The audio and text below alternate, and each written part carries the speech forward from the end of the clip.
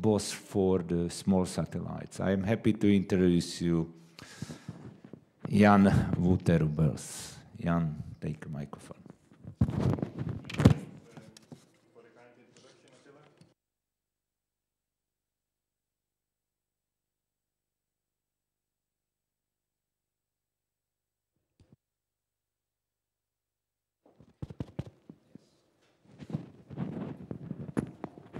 Okay, I think this should be better. Good morning, everyone. Again, I realize we're short into the break, so I'll try to keep it short. So originally, the title of my presentation was enabling these small satellites to utilize their full potential. But listening to the presentations yesterday, and in particular the one made by Mr. Hedman from the Office of Outer Space Affairs, he was talking about size, and does size matter? Does satellite size matter? And so I'm taking that as the general theme throughout my presentation for you today. Now, a little bit about our company. I would like to invite you all to please make jokes about our name, but please do not confuse us with the other organization called ISIS. We have been around since 2006. As Attila mentioned, we're a spin-off of the Delft University project, the satellite project. We built and launched that satellite, which is still operational today. We've grown considerably. At the moment, we're at about 50 staff, and we're still hiring. And we have offices in Delft, in the Netherlands. We actually recently, just last week, moved office into a larger building to accommodate the growth, and also an office in South Africa. Now, our main activities, we have four main areas of activity of the company. The first one is missions, where we design, build, and deliver complete and launch complete missions for various customers. And that may include also technology transfer programs, so hands-on training of local people working on these satellites and operating these satellites. Secondly, we sell products, avionics for CubeSats, antenna systems, radios, onboard computers. I have brought a couple of examples with me, which were over there in the room.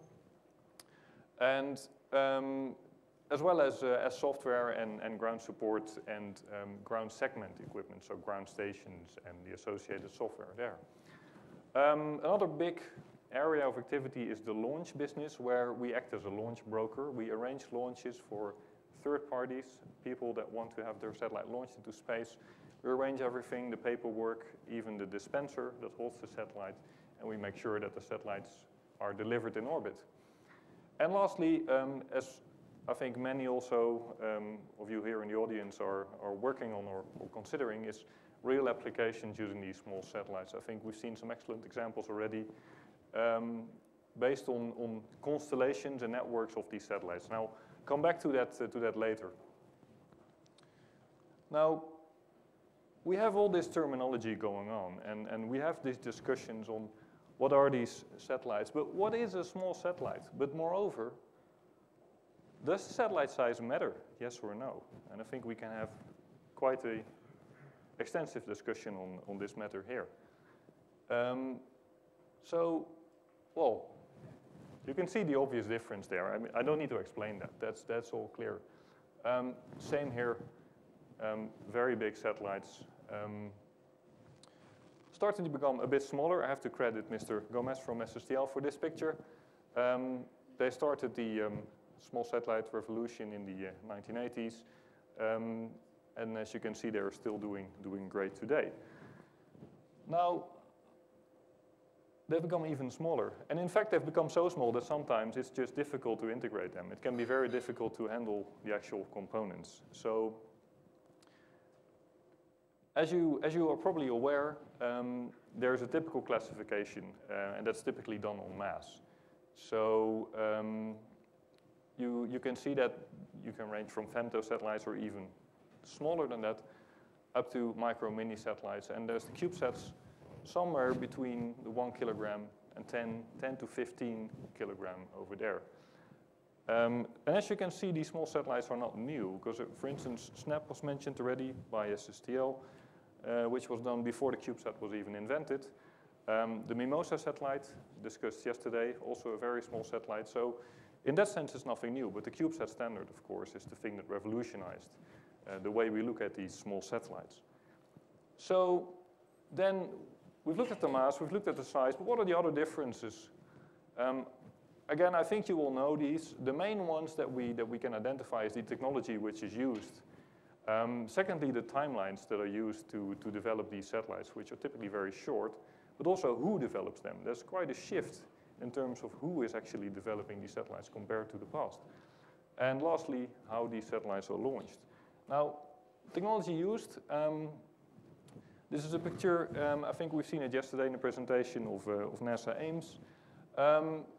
Right now, what we see is a spin-in of technology. So commercial, off-the-shelf technology which is used in space. I don't think I need to further explain that. Where you see high-tech items like mobile phones combined with low-tech items such as tape measure to make an antenna into a satellite. Secondly, short development times. This is an example of a satellite that we have developed. It's a precursor satellite for the QB50 project.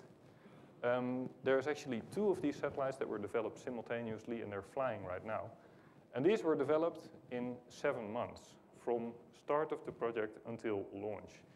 So you can imagine that's a very tight schedule, but that was met thanks to the small size of these satellites. Now, as usual with disruptive technology like this, you see that you have early adopters of the technology and you have followers. So the early adopters, we had the university groups, obviously, building these CubeSats. Small, medium enterprises, there's us, but there's many more, which shows that there's a market, because we have GomSpace, we have ClySpace, which are also with us today, and they all are growing, so it seems that there's a fair bit of market. You can actually do business with these small satellites. And there's MSAT, and moreover, foundations which are in place to promote science, technology, and engineering among young people. Now, more recently, there's the followers. One example is Planet Labs, being a venture capital-backed company. Space agencies, research institutes, NASA are working on CubeSats. ESA are working on lots of these satellites.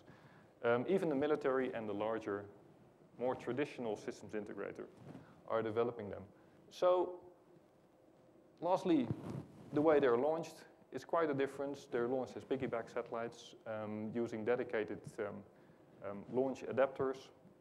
I brought an example with me in the corner as well, or even as what Planet Labs is doing, and I think some others as well from the ISS.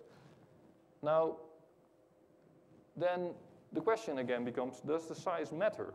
Well, we've noticed the differences now, but are these differences relevant in this context? Are they relevant in the context of the ITU and of spectrum management? Perhaps not so much, and that's also what was concluded in the work in Working Party 7b under the agenda item. There's a couple of characteristics, also radio frequency characteristics, which can be different from traditional satellites. Well, one of them, for instance, the low RF power. However, the fact that they're using low data rates gives rise to quite high power spectral densities, which may make coordination quite difficult still. Same for omnidirectional antennas. So you're beaming towards a large area on the Earth, and that may still make coordination quite difficult. In terms of the protection criteria and the applicable services, the conclusion was that there is no difference compared to traditional systems. And in fact, based on the studies also done by TU Berlin, there doesn't seem to be a clear correlation between satellite size and the associated RF parameters. And finally, as the technology advances, the technological differences will diminish further as we go on with the continuing miniaturization of this technology. So size does not matter from the perspective of the radio regulation. I think we can all agree on that. However, if we start to look at the growth, and again, I'm putting up another statistics graph. I think we've seen many of these graphs in the past in the past day from many sources. They all indicate the same. They all indicate a rapid growth in the number of these satellites launched. Some even indicate an exponential growth. This is a study done by a US company, SpaceWorks, and as you can see, that there's a clear growth in the number of these satellites. Not only in the very small, in the CubeSats, but also in slightly bigger ones. Now, in fact, it also turns out, which is also one of the conclusions of this study, that there's sort of a sweet spot in terms of size versus utility of the satellites.